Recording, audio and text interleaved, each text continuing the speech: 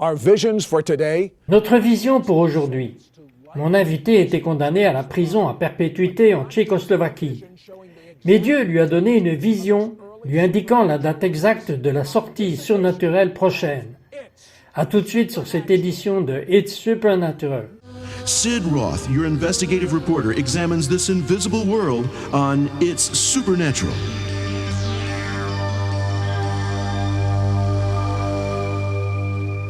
Hello. Bonjour, c'est Rod, votre journaliste d'investigation. Mon invité, David Hathaway, ça ne devrait jamais vous arriver, ça ne devrait jamais arriver à n'importe qui, mais c'est la vérité qui arrive aux gens. Et il en a eu un horrible diagnostic, le diagnostic d'un cancer de la gorge.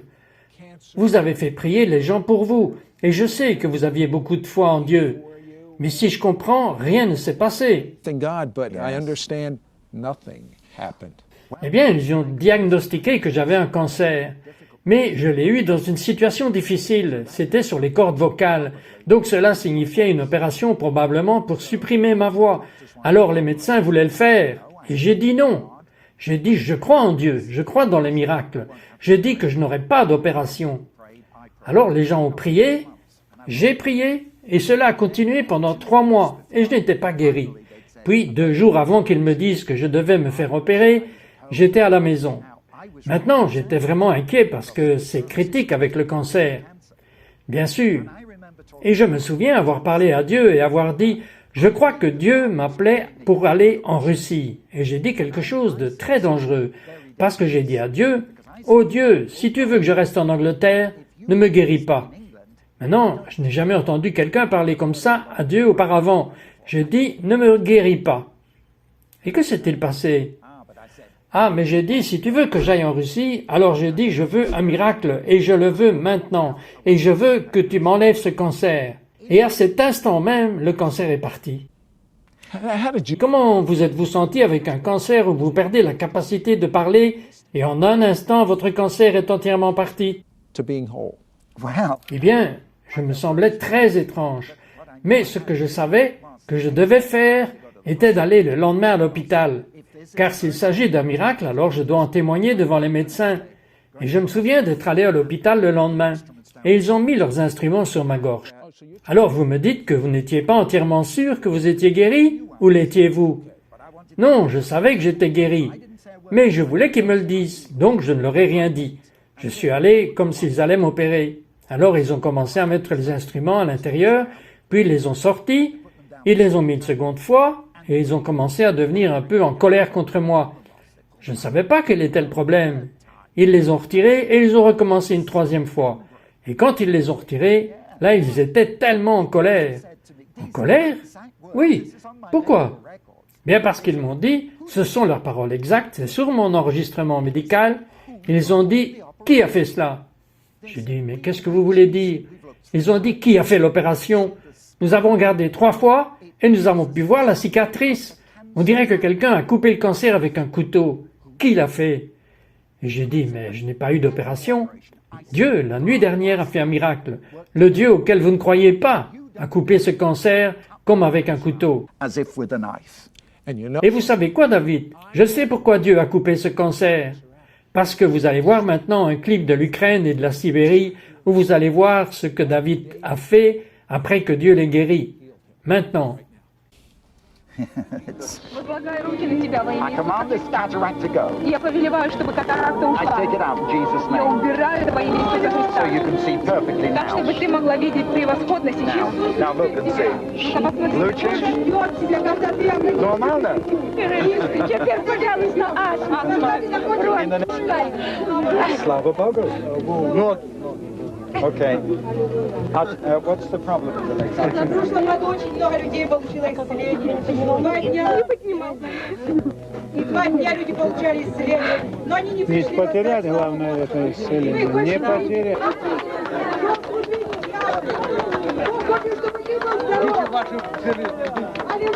Идите туда, где ваша жена. Идите туда, где ваша жена. Проходите, глазами. Проходите. Спасибо вам. Большое Проходи. спасибо. Спасибо Иисуса. Иисуса. Надо Иисуса. I wonder if we could get him up on the platform. Listen, tell her that she was born deaf, now she can hear. Da, da. In the name of Jesus, I command this ear to come open. Da. Da. Da. Слышит? Да, слышит. Болею давно, уже 10 лет. Я не могла ходить. Я совсем пьяная руки, уже 10 лет. Я не могла ходить. 10 years. Большое. Ce que vous avez vu, ce sont des miracles qui ont pris place. David Attaway, qu'est-ce qui s'est passé? Eh bien, je vais vous dire, j'ai dit il y a quelques minutes que Dieu m'a guéri du cancer. Et maintenant, je réalise la puissance de Dieu pour faire des miracles. La deuxième chose était que j'ai dit à Dieu, si tu veux que j'aille en Russie, alors tu dois faire un miracle en moi. Alors quand Dieu m'a guéri du cancer, je devais aller en Russie. Et maintenant, je voyage dans toute la Sibérie et l'Ukraine. Non, non, non, dans ce clip, dites-moi quels étaient les miracles qui se sont passés. Ah, là vous avez vu une fille qui était née sourde et tout à coup, elle peut entendre pour la première fois. Il y avait un homme plus âgé qui sautait. Cet homme était en train de mourir du cancer. Il avait un cancer aux jambes, complètement paralysé. Il était complètement guéri juste en un instant. Il sautait juste complètement délivré. Et vous voyez, miracle après miracle. Quand vous étiez enfant, vous avez été dédié à Dieu par un grand homme de Dieu qui a prié pour vous. Je crois que vous avez quelque chose de surnaturel qui s'est produit. Maintenant, je me souviens du film Racine. Je ne sais pas si vous l'avez vu. Lorsque le père tient son bébé et consacre le bébé. Quand vous avez été dédié, qui était cet homme et qu'est-ce qui s'est passé? Who was that man and what happened? Mon père était un proche ami et collègue d'un des meilleurs évangélistes guérisseurs depuis toujours en Grande-Bretagne. Un homme appelé George Jeffreys, qui est sorti du réveil gallois en 1904. Cela remonte à longtemps. Et donc, quand je suis né, mon père a demandé à cet évangéliste guérisseur de me prendre dans ses bras et de prier sur moi et de me bénir. Et c'est comme si à partir de ce moment, il y avait une puissance surnaturelle et j'ai commencé à donner ma vie à Dieu et j'ai commencé à voir beaucoup de miracles à partir de là. The garden began to see a lot of miracles coming from that. En plus des miracles, vous avez eu aussi quelques défis dans votre vie. En Sibérie, le sorcier médecin est venu après vous. Qu'est-il arrivé? What happened? Well, Eh bien, qu'est-ce qui s'est passé? C'est que j'étais allé dans une ville dans le nord de la Sibérie parce que Dieu m'avait appelé à aller évangéliser partout en Sibérie et en Russie. Et en obéissant à cela, j'ai pris une grande équipe et nous sommes allés jusqu'à l'extrême nord.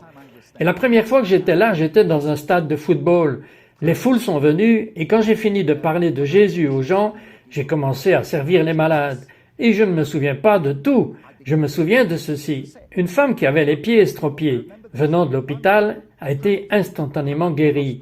Et elle s'est tournée vers moi et elle a dit « David, demain, venez avec moi dans l'hôpital. » Donc le lendemain, je suis allé à l'hôpital avec elle et je suis monté dans l'un des quartiers au 4e étage. Je suis entré et j'ai parlé à un premier homme à travers un interprète. J'ai dit « Quel est le problème ?»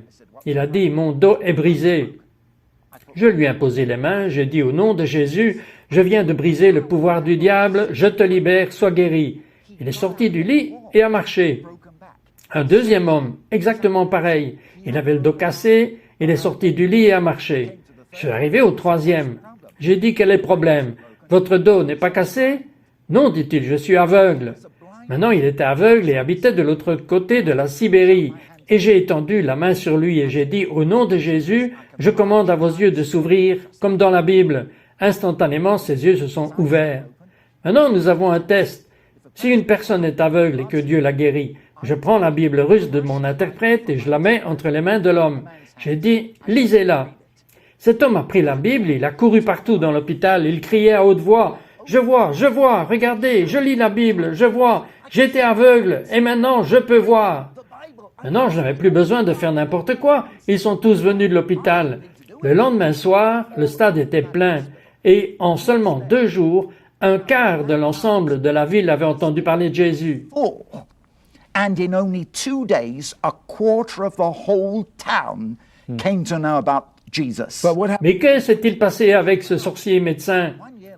Bien, 1 an plus tard, je suis revenu.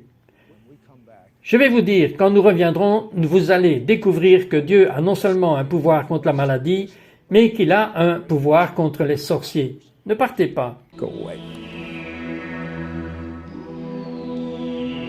We will return to It's Supernatural right after this.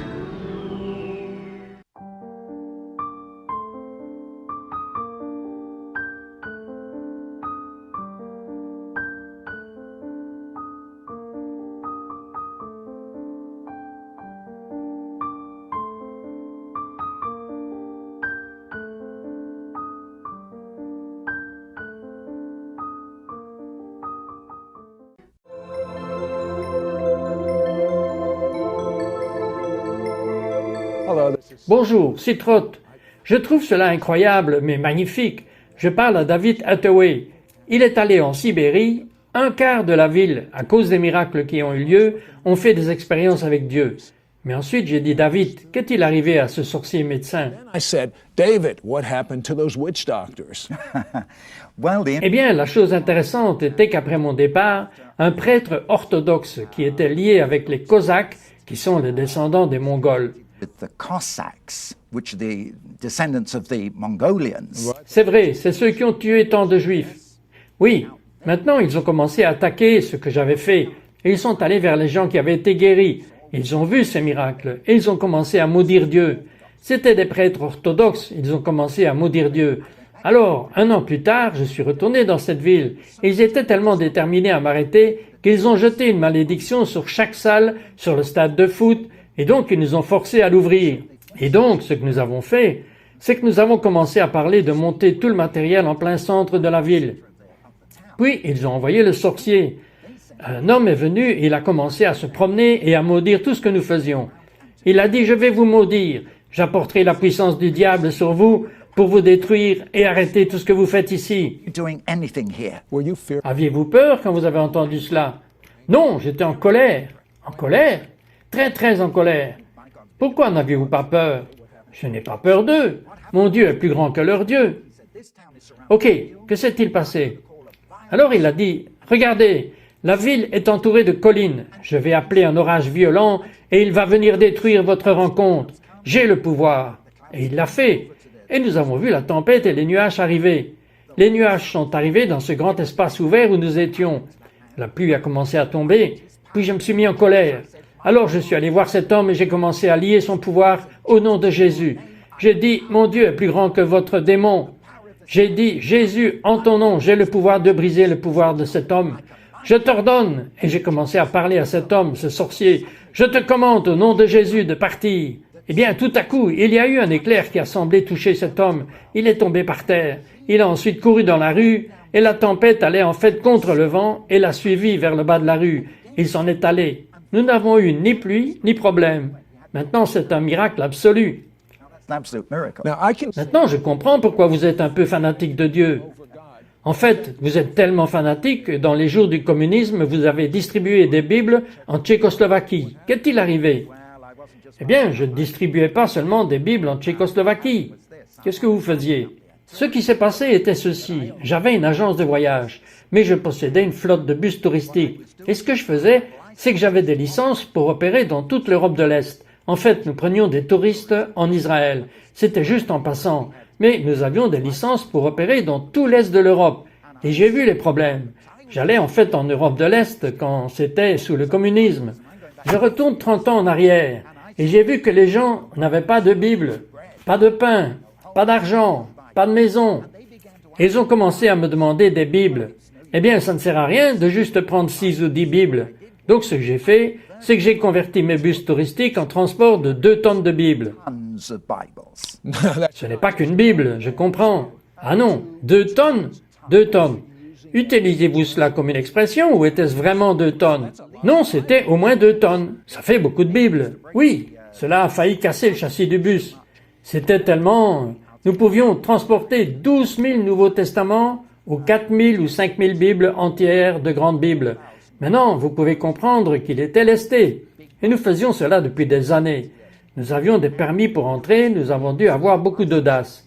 Je veux dire, je me souviens être allé en Roumanie et c'était en hiver. Et nous voulions faire passer des Bibles en contrebande. C'était difficile. Donc, nous avions les 2 tonnes de Bibles qui arrivaient à la frontière. Et à la frontière, les gardes ont commencé à fouiller. Ils nous gardaient plusieurs heures pour démonter le bus, regarder et nous poser des questions. Ils n'ont rien trouvé. Nous sommes arrivés à Bucarest, qui est la capitale de la Roumanie.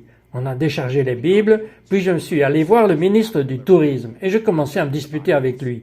J'ai dit, regardez, je suis un voyagiste. Si vous voulez que j'apporte des touristes ici, pourquoi arrêtez-vous mes bus pendant 3 heures aux frontières? J'ai dit, je refuse d'amener des touristes si vous les arrêtez et que vous faites cela. Il s'est excusé. Il a dit, je suis tellement désolé. Il a dit, nous voulons des touristes. Je vais m'arranger. Vos bus ne seront jamais plus arrêtés et jamais fouillés de nouveau à la frontière.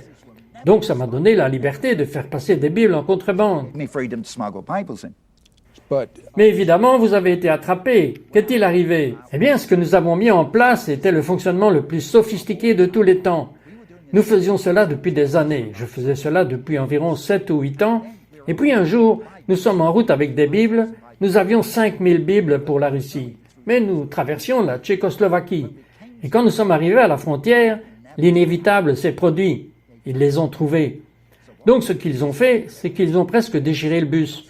Finalement, ils les ont trouvés. Alors ils ont laissé le bus et les touristes aller, mais ils m'ont emmené. C'était assez intéressant parce qu'avant que je quitte la frontière, ils m'ont fait attendre pendant 36 heures. Ils ont appelé la télévision, ils m'ont filmé avec les Bibles. With the Bibles. Pourquoi? Comme propagande sur leur télévision. Et toutes les personnes qui attendaient les Bibles de moi étaient au courant parce qu'ils m'ont vu à la télévision. J'étais connu partout dans le monde de l'Est parce que j'étais montré à la télévision avec la contrebande des Bibles. Alors ils m'ont mis en prison.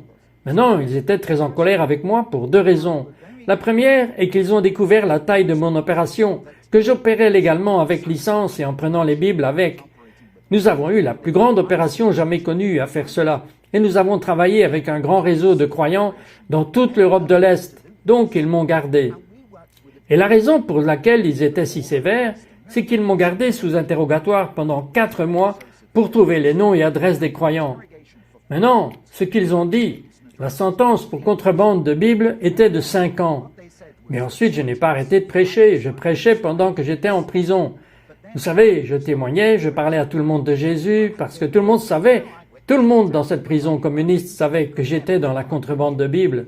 Alors ils me posaient tous des questions sur cela. Ils ont dit, pourquoi avez-vous fait une chose aussi stupide? J'ai dit, ce livre, c'est la vie. Ce livre est réel.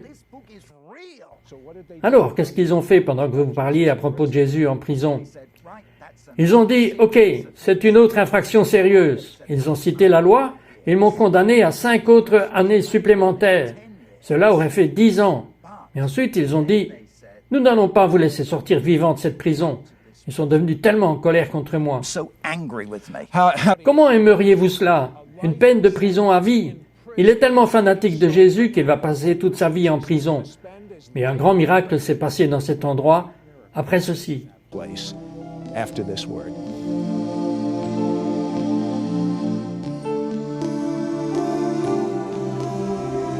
We'll be right back with more of It's Supernatural.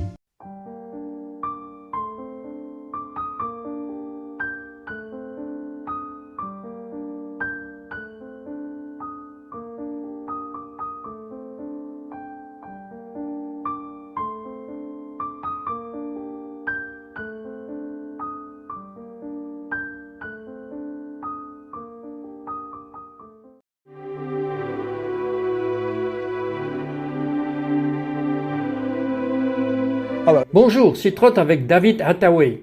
Il écope de la prison à vie dans une prison communiste en Tchécoslovaquie. Et David, ça ne doit pas être très amusant. Je ne pense pas qu'ils aient de beaux mobiliers, du chauffage et de la climatisation. Air conditioning. Non, non. So Alors vous êtes en prison maintenant pour la vie. Qu'est-ce qui se produit? Eh bien, le truc était qu'ils ont essayé de le rendre officiel. Alors ils m'ont amené devant un tribunal officiel devant l'ambassadeur britannique. Ma femme a été invitée, certains de ma famille, et ainsi de suite. Alors ils ont commencé à m'accuser de crimes odieux. Ils ont dit que j'étais très dangereux. Des crimes odieux. Et ils ont dit que j'étais très dangereux. Je veux dire, ils avaient l'habitude de me menotter. J'étais si dangereux pour eux. Et ainsi, ils m'ont trouvé coupable. Ils m'ont condamné. Je suis revenu de la salle d'audience. J'étais allongé sur le sol dans la cellule de la prison. Maintenant, j'étais désespérément malheureux. Mais ensuite, 2 nuits après ma sentence, j'ai eu un rêve incroyable. Qu'est-ce que c'était? Eh bien, dans la nuit, je me suis vu hors de la prison, de retour à la maison à Londres, où je suis né, et dans le plus grand auditorium à Londres, racontant mon histoire à tout le monde à propos d'un miracle. Story about a miracle. So obviously, Donc évidemment, si c'était vrai, vous n'alliez pas pourrir là pour le reste de votre vie. Juste, maintenant, je savais que c'était Pâques à cause de la connexion avec le temps dans cet auditorium. Alors, j'ai commencé à demander à Dieu un miracle. Parce que vous voyez, je crois dans la Bible et je crois que 2 évangélistes dans la Bible étaient en prison. Et ce qui s'est passé, à minuit, ils étaient en train de louer Dieu et un miracle s'est passé. Dieu a envoyé un tremblement de terre et les a fait sortir. Donc, je dis, oh Dieu, tu vas envoyer un tremblement de terre, fais un miracle et sors-moi de cette prison. Mais rappelez-vous, j'étais dans une prison communiste. Dieu m'a montré, j'ai commencé à prier et Dieu m'a montré le jour exact où je sortirais de cette prison. Que pour Pâques, je serai à la maison. Je serai dans ce grand auditorium à Londres. Maintenant, quand Dieu m'a montré cela, j'ai ensuite répondu à Dieu. J'ai dit, Seigneur, regarde ici, si tu fais ce miracle, et je crois que tu vas le faire. Mon anniversaire vient 4 jours avant Pâques. J'aimerais que tu fasses un plus grand miracle et que tu me renvoies à la maison le jour de mon anniversaire. Ok. Et qu'est-ce qui s'est passé, David? Well, what happened was this. The day before my Eh bien, qu'est-ce qui s'est passé?